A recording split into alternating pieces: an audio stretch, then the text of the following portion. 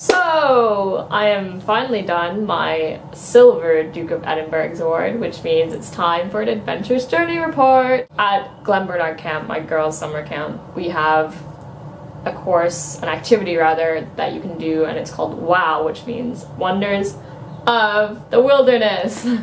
Wow! So WOW is essentially basic survival skills and what you need to survive in the wilderness. In WOW, there are 6 levels, and on the 5th level, you have to work your way up the ladder. On the 5th level, you have the option of doing this lovely activity called the 24-hour solo.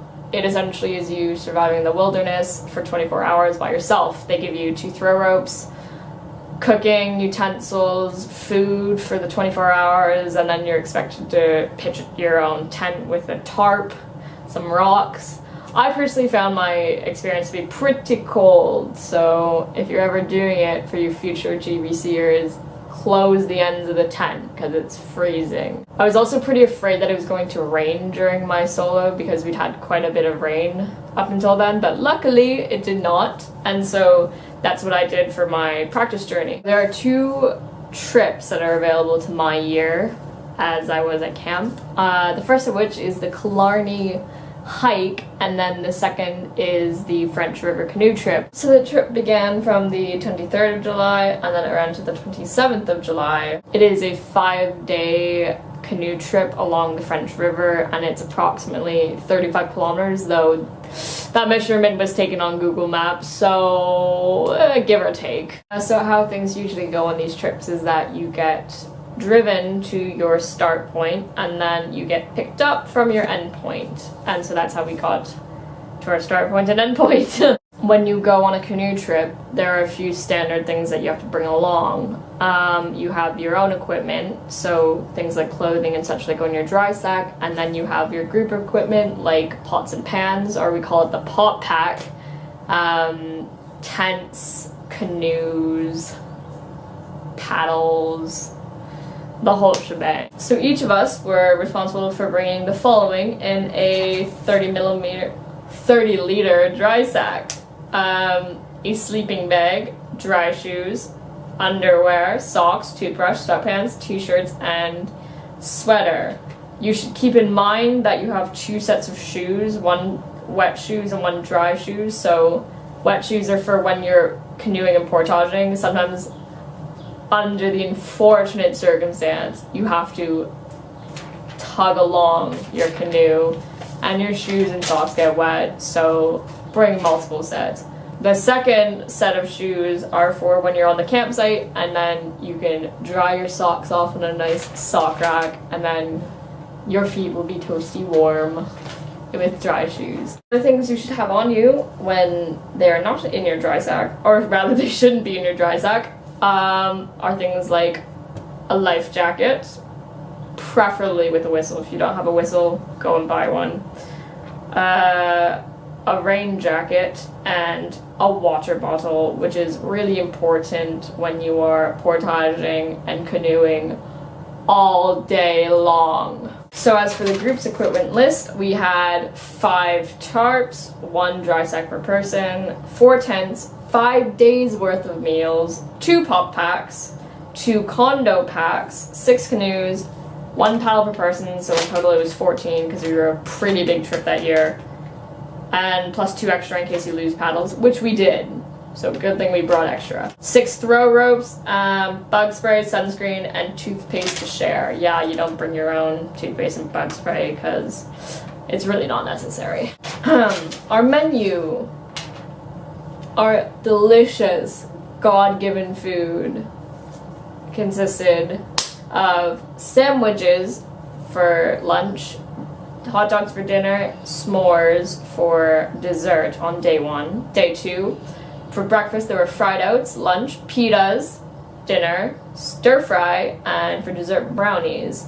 Day 3, it's cinnamon buns, bagels, quesadillas, and cookies. Day 4, pancakes, pitas, grilled cheese, and poo balls, which are essentially a heavenly mix of brownie mix, chocolate chips, there's some oats in there, some other stuff. It's just really good. Day 5 was, for breakfast were instant oats, and then lunch was bagels because we were going to be picked up after lunch, so there's no need to bring dinner. For the actual events of the trip, overall, it was probably the best canoe trip I've ever been on, or one of the best. The first day was pretty tedious. We had really strong headwinds, so winds blowing to our heads, which is not enjoyable when you're trying to paddle, and it makes your life so much more difficult.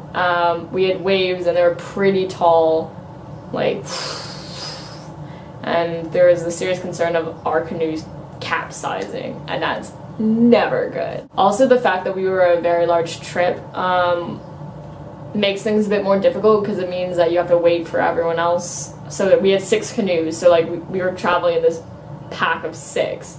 And so when you do the portages and when you're canoeing, you have to essentially wait for the last person, and the people in front, usually the people with the map, have to make sure that we're all in the same area. It's really unfortunate and time-consuming if we get split up and then have to regroup and then keep on going. One of the reasons that this is probably the most enjoyable trip I've been on was because, aside from the first day, there wasn't a lot of portaging. And for those of you who don't know what portaging is, it's essentially when in your path there's no more water, and so you have to carry the packs, the pop packs, the condo packs, which are packs of condiments, because that wasn't explained earlier. And then you have to get the canoes on your shoulders, and then you have to bring them across whatever landmass you need to. And yeah, they're never enjoyable. I mean, sometimes they're 85 meters, sometimes they're 400, and sometimes they're 2.4K. Luckily, we didn't have to do a 2.4K on this one. The fact that we had 14 people on the trip, though, meant that it took exceedingly longer to bring our stuff from point A to point B. So one of the major elements of the trip were rapids. We died in the rapids. The French River trip at our camp is known as the first trip you go on where you experience rapids, and so all of us were quite nervous to go through them because they are to be of concern. I mean, like, you know, you're going a lot faster. If you dump in the middle of them, like, you know, it's obviously more dangerous than just like still lake water. My canoe, which consisted of Sabina and Taylor from my cabin, I was sterning, and you have a lot of responsibility as the stern to make sure like your canoe is going in the right direction through the rapids, because if you hit a rock, if you don't steer properly and you have to keep going with rapids, you can't just like stop, then you're at a serious liability to capsize. And so I remember my canoe was quite concerned, and so we had this deal that Sabina in front would tell me to go left, right, and I just go with it. And like, it was a lot of fun. They were a lot of fun. When we went through it though, we were pretty nervous, and so like I just remember there's an abundance of profanity being shouted from our canoe. So watch their strokes.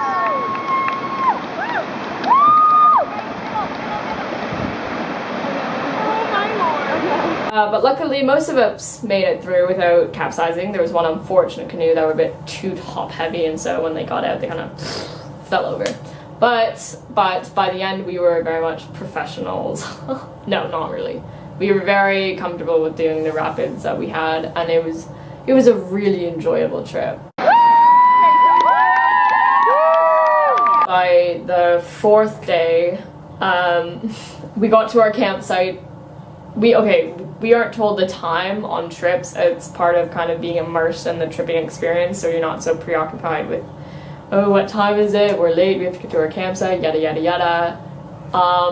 But we got there pretty early. Like, usually you have a bit of pressure to set up camp before the sun goes down, but this time, like, it was a really nice campsite as well. It was our last campsite, that evening's campsite. And so we also had a lovely talent show. So we took our throw ropes and used them kind of like curtains with our tarps, and had a set stage, and each of the people on the trip, either in duets or trios, had to like perform something or do something.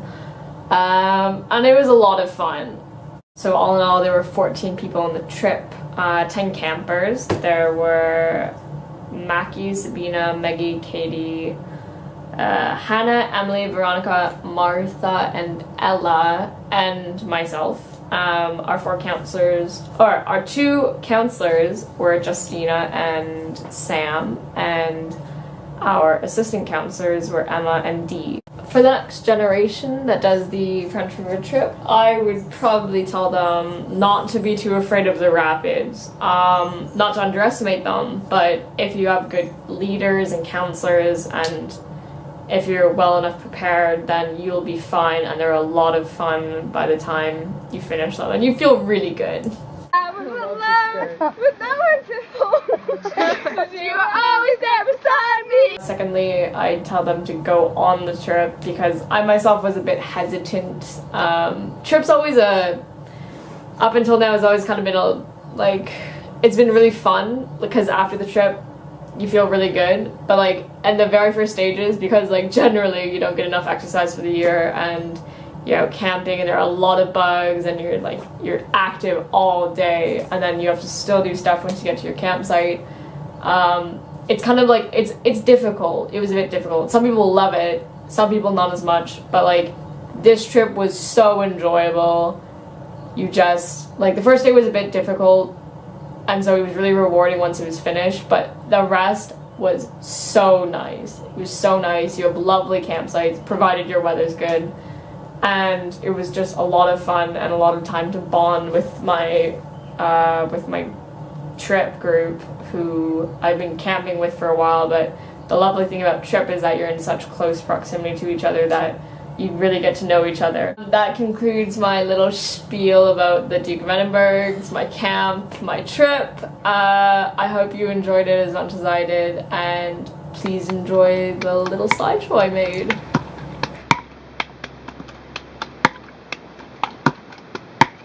I got my ticket for the long way round, 2 bottles of water for the way, and I sure would like some sweet company. And I'm leaving tomorrow, and he said,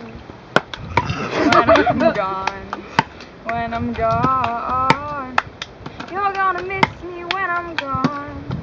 You're gonna miss me by my hair, you're gonna miss me everywhere. Oh, you're gonna miss me when I'm gone.